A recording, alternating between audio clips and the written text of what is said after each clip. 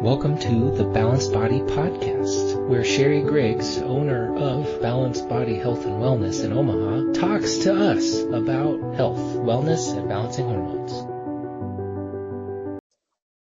Welcome to the Balanced Body Health and Wellness Podcast with owner Sherri Griggs. How are you doing, Sherri? I'm doing great, John. How are Awesome. you doing?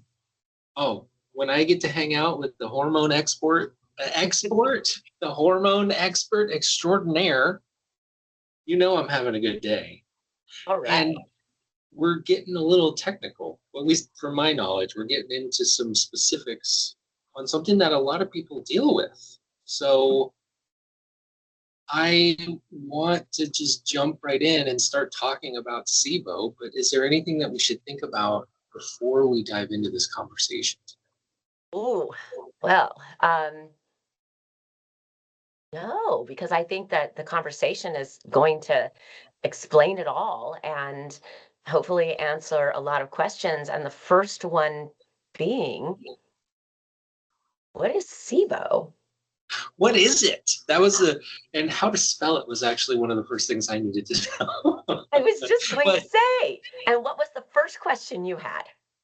Well, how to spell it. So SIBO, small intestinal bacterial overgrowth. Did I get it right? You did. Good job. That helps to know how to spell it. But SIBO, it seems awful. But do a lot of people deal with SIBO in their lives? And do they know that they have it? Is it something that it's like, like when we found out about me, I am not only now lactose intolerant, but I am gluten-free because of hypothyroidism. Because it's an autoimmune Hashimoto's hypothyroidism. Yeah. Hashimoto's. So see, is that like the same as SIBO? So somebody who has it will know that they have that? Maybe, maybe not. Oh. So John, I hear this all the time. Somebody who comes in and I'm looking at their history and they're telling me, oh yeah, I've had a lot of problems with gastroesophageal reflux disease, GERD, or I've had a lot of problems with heartburn. And I say, have you ever taken medication for it? Oh yeah. And the last person said, but it didn't work, so I stopped taking it. And you think, what does that have to do with anything? Well, it is that exact scenario that many times can lead to SIBO. Oh. And you think, what? Too much acid in this? What? Yeah, what really happens. So as opposed to when we're younger, now, I want to preface that this isn't what happens to everybody, but I tend to see it as we get older, we don't make as much stomach acid because I myself historically worked internal medicine, gastroenterology, and we did see a lot of people with reflux disease. And in those days, I told her we were so proud we discovered H. pylori, which now is like, oh yeah, I got that, but we discovered what it was in those days. And we had all these wonderful new medications we could treat with. And what's happened is, just like a lot of things, how we've talked about overuse of antibiotics has caused problems, like overuse of these stomach medications, because now you can just buy them over the counter, like omeprazole, Prilosec. You can just buy that over the counter. You can go get a big old box of it at Costco, and you can take it for your stomach. And the truth is, and the reason, as I told this person that was just here, it didn't work, is because you don't have too much stomach acid. You have the opposite problem. You don't have enough.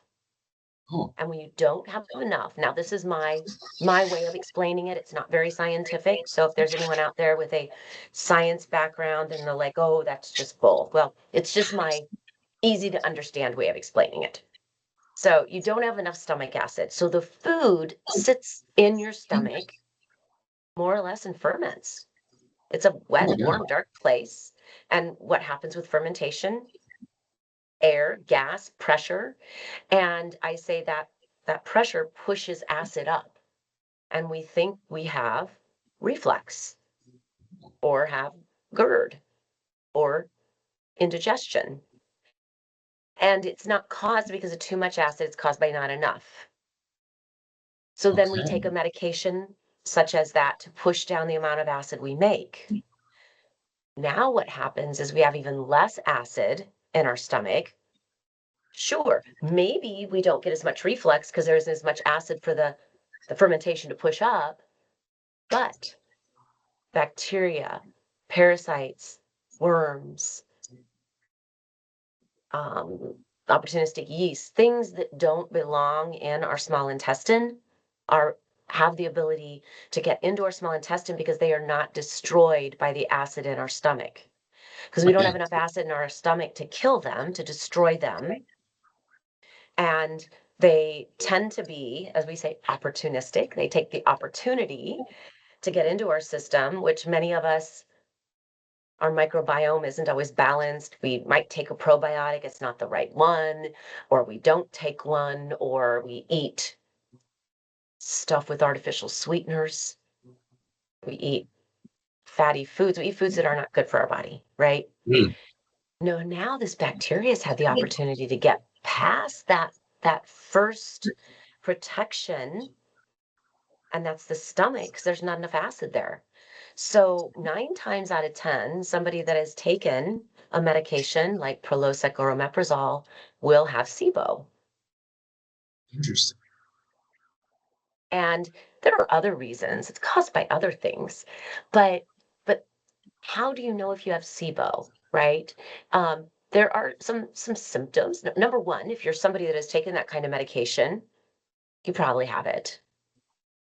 If you have a problem like IBS, irritable bowel syndrome, especially IBS-C with constipation, Hmm. it's probably SIBO. It's probably a bacteria in your gut that doesn't belong there. So, how many people do you think kind of deal with this and think it's something else? Like, is it something that you're dealing with that you know about that you feel like that makes you feel off balance, or is it more just like you have these other symptoms that lead to other problems like IBS? So it's amazing how many people think, well, yeah, I get a little bloated when I eat this certain food, and yeah, I have some, like sometimes I feel a little gassy, or yeah, occasionally I have constipation. That's just okay. That's not normal. So there's a lot of people. I mean, for instance, um, 1 in 4 Americans have digestive issues.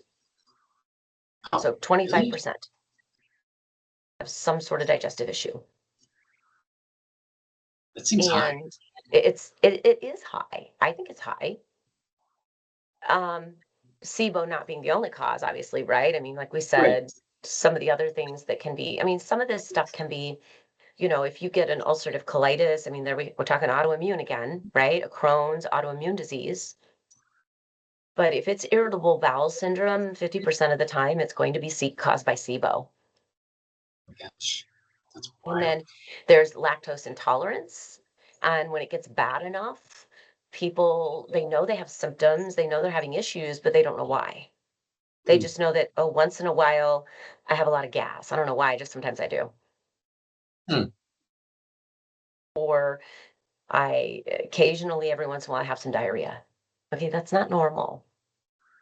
Hmm. So Um, yeah. I feel like this is the natural sort of question leading this way is like, how do you test for SIBO? Like, are there different ways? Is it something that you can go? Is it right next to the Prilosec? It's not. It should be, right? You should easily be able to just get a hold of a SIBO breath test and do a breath test and check to see if you have SIBO. And you think, okay, a breath test for SIBO? I Yeah, mean, that's not what my first instinct was to say. It's like, is that where you test it? I mean, it's the easiest way to test it. You can go in and do a small intestinal biopsy, but who wants Oh my that, gosh. No, right? nobody wants that. Nobody wants you to go into the small intestine and check that out. They say that the breath test is looking for methane. looking for this bacteria to give off some methane, um, or yeah, I think it is methane. I believe you can also do it with stool testing. There is some argument there because stool testing can actually tell you what bacteria is overgrown, what bacteria do you have too much of. Okay, Um, that makes sense. I mean, we did that test we did, with me. but most people don't consider that to be a fun test. Yeah, And that test costs about double what a breath test cost. interesting. However, in defense of that test, it also tells us many other things, right? It can also tell us about short chain fatty acids. It can also tell us about yeasts. It can tell us worms, parasites. It can tell us, it is very inclusive, it can tell us many, many things. The SIBO breath test strictly is going to tell us about SIBO, right? You either Mm. have it or you don't. So, So for that specific test, mhm. it's really, really good because then you get an outcome for whatever you're looking You find out if you have SIBO. Okay, for the stool test, yes, you know exactly. Okay, so the SIBO test, you know yes or no. Do I have SIBO, yes or no? Now, if it's yes, then there's a couple of things to consider. Well, what bacteria is overgrown? We don't know. for. So then you don't have this clear answer on that You don't because have a it just clear was answer on nothing. that. Hmm. But um, the thing about it is that there are certain treatments out there. One of the treatments that I like to use pretty much takes care of every bacteria out there. Okay. So you could, if you wanted to be cost effective and not know exactly, you could take the treatment. What I won't know is this treatment need to be 30 days or 60 days? So if I were treating somebody from the SIBO breath test only, I'd have them do it 60 days, right? Why do it Mhm. 30 to just not have it be gone? I'd Yeah, have them do it 60 days. And then you could do another breath test and see for sure that it's gone. But most of the times the symptoms are gone. You don't need to retest, okay. That makes sense to me. right? Because the symptoms, bloating, gas, right? Abdominal discomfort, that heartburn, nausea, diarrhea, I mean, the constipation. It even gets into, fatigue, joint pain, skin rashes, um, all of these things, right? Because all of these things have to do with your microbiome, and this bacteria is in there taking it over. Interesting. So if we do 2 months of treatment and you don't have symptoms anymore, pretty safe to say it's gone. That's awesome. And then are you Now, balanced after you get rid of SIBO, or like do you then can need you to do what? any other things? What Because you was know that? how do you are you then balanced after it's gone, or do you need to do other things to kind of then help sort of fix Yes. So after? then you want to support the microbiome. And at that point, so unlike the stool test, you don't know exactly what probiotic you need. In the stool test, we do know what you're low on, what you need more of. In the SIBO, if we do it in the SIBO, then we're just going to do a probiotic that contains. So I have one that I like to use that almost every time somebody comes back needing particular strains, um, it ends up being the strains that are in that probiotic I'm using. So you'll get some probiotics that have one or two different strains in them, which is good if that's all you need. But if you need any of the others to be replaced in order to be balanced, then you want to have those.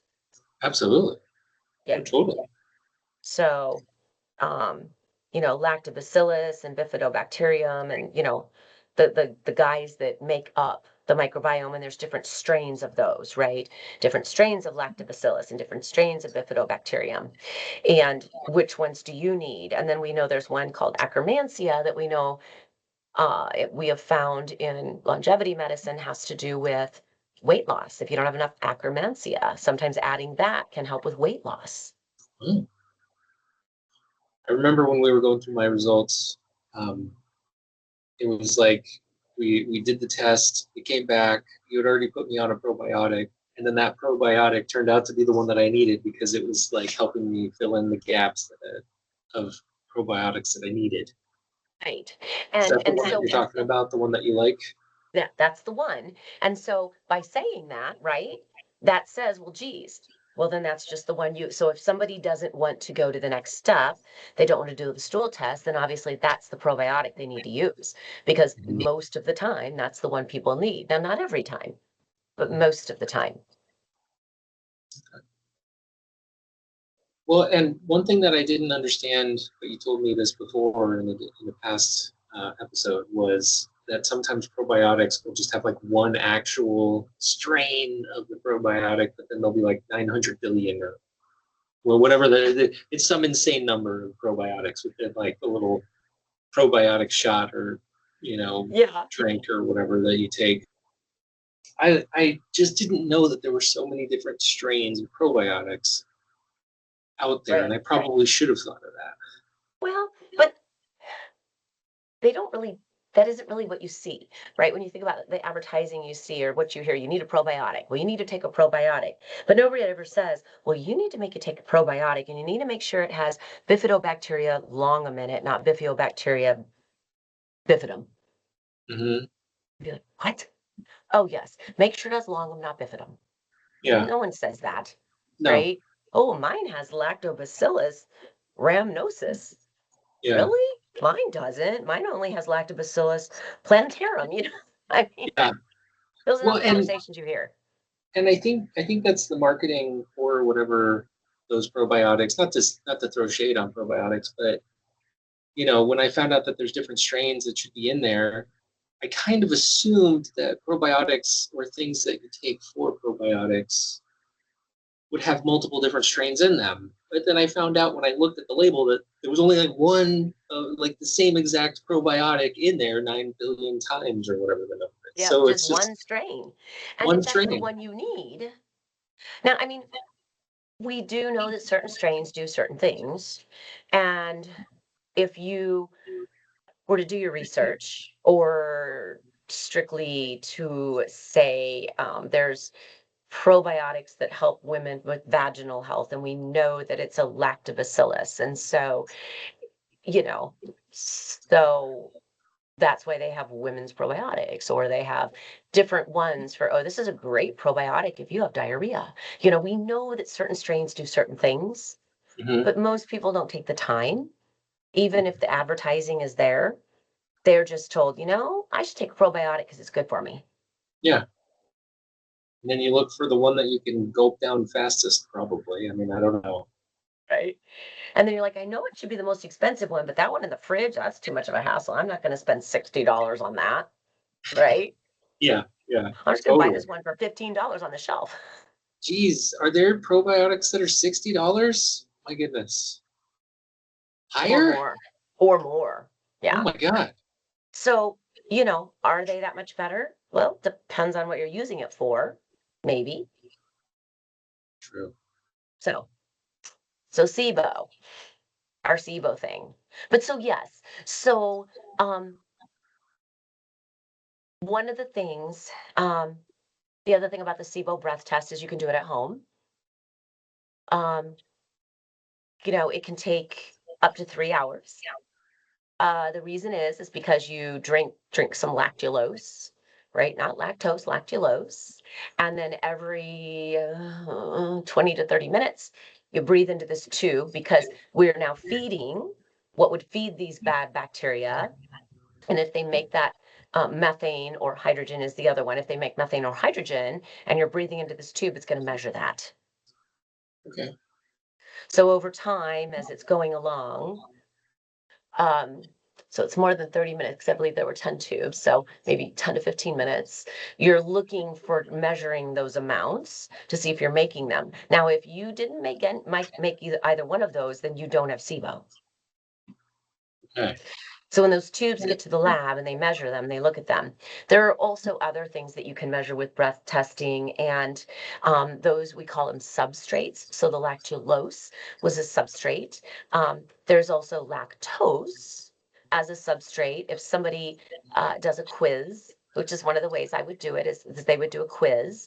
And if their quiz makes it seem like, ooh, man, this person is like, sounds like they're more lactose intolerant, maybe we better do a lactose test or Mm. fructose malabsorption. So, I think I like how you approach it because, and this is just in general a good veer off of, and I'm sorry to derail the conversation slightly, but like I like how you look at just not let's solve this one issue and then you're going to be better. You're looking at the yeah, whole of everything that's going on, and this would just be one test to solve for one thing, but you're looking for what really is the root cause of your problem, not just the symptom. Like what's causing it? Because if what's we get causing that, it? yeah, if we get that, then you're gonna feel better regardless. Like it'll solve itself once we solve that. And But that's exact, yeah. I think too often people just want to solve the issue, right? Like think of, acid reflux. I I just think want to we take get care of the hit. symptom. Here's what's Yeah, going on. I have acid reflux. I want it to go away. yeah. So take some Tums or whatever, or Prilosec, or you know, deal with it ourselves. But if that's not actually the issue, then you're kind of solving a different issue with the wrong thing, and then it leads to SIBO in this case, in this one case. Exactly. Well, or the patient that, one of my very first patients that came to me, she came from her primary care office and she said they want to start me on Linzess. Now, Linzess is something that helps with constipation. Mm, And she said, I don't want to take it. I've heard other people that take it, and when they gotta go, they gotta go. And she said, I'm outside, I'm doing things. I don't want to do that. So we figured out she had SIBO. We treated her for the SIBO, and now she doesn't have to be treated for constipation. She doesn't see, have it anymore. that's why people should call you Sherri. I mean, like, look, literally, that's the root of the cause is if there's an issue and it happens to be SIBO, then you'll test for that. But if it does, if a solution is something else because the problem is coming from some other reason for why something's going wrong, we'll cut out lactose in my case, right? Because I'm lactose intolerant now. We'll throw you in and help you with some of the other things to balance you out. So I like how you look at that. I like how you look at that. Sure. Right? I mean, we sometimes we might take our time and fix one thing at a time, um, or one area at a time, but eventually we'll get to it all because you don't want to do too many things all at once, right? Yeah. Because it's a lot of change can be very overwhelming. Yes. Too many things to solve for. It makes it so that you just become unresponsive. At least that's it. In my case, that's how I happen to live my life. I always equated to like, do you remember when iTunes was the big place to get stuff, and somebody would give you like a $5 iTunes card, and Yep. then you had so much choice but only $5. Right? I always then got overwhelmed and never spent my $5 gift card. It just Right. I I couldn't know. do it. Yeah. Yeah. It's too much. Can't do it. Well, and that's one of the things that sometimes, when there's so much going on with somebody is, you know, being worried about overwhelming them with all of the things. Okay, we're going to add this, and all these things. And there were a lot of things we were doing. And there are still some things that we may address down the road if they don't straighten themselves out. Mhm. But, or, there's no reason to throw the kitchen sink at it and see what worked or what sticks. As I say, throw the whole bowl, spaghetti, see what sticks. Let's Yeah, just, because then if there's a problem, we don't know what caused it, right. Very right? true. So if we're treating your gut, I have no trouble treating your gut and balancing your hormones. But if I'm doing your gut and your hormones, I'm probably not going to mess with your adrenals. Mm-hmm. It just kind of see where we're at. Mm-hmm. Um, So this SIBO testing thing, this breath testing that makes it easy, that's one of the things that, as you know, I've always believed in doing all this testing in this big program, and I like to do that. In fact, I saw somebody today that really, really needed to do a big program, but they were here for my special I'm having this month. And I I brought it up. I said, I think we're going to need to address this, Mhm. but not right now. We'll address this. But I feel that when person comes back for results, we really need to, in all fairness, it wouldn't be fair for me to go, well, that's fine. We're just going to take care of this. Good luck, you know? Yeah. Um, because there's another issue that I know I can help with, and that is probably if this person has SIBO. Mm. So speaking of monthly specials, is this going to be something for people to look out for? It is. Yes. See how I snuck it in there? I know. It's a good lead in too. Yeah. It actually is because one of the things, breath testing for SIBO is even in traditional medicine. Okay. It's even how traditional medicine tests. They don't jump on it because insurance companies don't really, they're like, hey, we believe the way to do it is just treat them for all these other things. And when other stuff doesn't work, just keep giving them treatments. Just keep trying to fix the symptoms until you rule it out. Mm. Okay. But breath testing is it. So I will be running a special that will include your consultation and your breath test and a follow-up to go over the results. Um, it's one of those that, unlike hormones where you had to be in person, we can do this telehealth. Mm. Um, we'll talk. I'll ask you questions. We'll talk about what your symptoms have been. The kit will come to you. And one of the things that I'll have to tell people right away is you have to be off your probiotics for at least 2 weeks. So as soon as well, I talk to them long before they get a kit or even get started. We'll say, well, if you're on probiotics, stop them now because you need to be off Mm. in 2 weeks to do the test. Okay. Because maybe the probiotics are keeping those bad guys at bay, and the bad guys are just waiting for a chance to take over, for you to get sick, for you to eat something that upsets your GI system, um, for you to take an antibiotic that kills all your good guys, but doesn't happen to be one that kills that bad guy. Oh my gosh. So that's why you need to be off those probiotics before the test, and then we figure out where to go from there, and then I'll have choices, right? If you say I don't want to do the stool test, I don't care, just give me the treatment, and we'll do the treatment. We'll do the basic probiotic. I make no guarantees, right? Hmm. Probably most of the time it will work unless you have a super special strain of some weird yeast or something. Like I have one patient that's had horrible issues and no one's ever been able to figure out. Um, so we are treating her for that special strain, and so far so good, which is wonderful because most things she can't take because of that. Oh my But gosh. so we can do that, or you can say, no, I want to know. I want to know exactly what's causing this. I want to know what the culprit is. I want to make sure we're treating it properly, and I want to make sure I have the right probiotic that I need. Mm. And then you will find that out because let me tell you, Sherry goes in and makes sure she understands what the underlying issue is. The testing will Right. out. That's right. We were going to find out because I like to know. I don't just want to guess No. Why guess? Why guess about your health? Seriously. when you don't have to. Yeah. Yeah. That's so cool that you'll be able to do telehealth with this too. I didn't even know that part. Oh, Yes. interesting. Yes, I'll be able to do telehealth with this because hormones, I couldn't because testosterone is a scheduled drug and I can't be prescribing across state lines. But for this is a breath test and it's a natural treatment. And um, I am seeing you. And Mhm. if it were to be that we did a stool test and it had to be an antibiotic for some reason, we couldn't do it with the natural, which again, the natural kills almost everything. But say I run into something like a parasite, um, or we have to treat it differently, then I can still do that because I have Yeah. seen you. I can still call a prescription to your pharmacy. Hmm. That's awesome. So Yeah. awesome.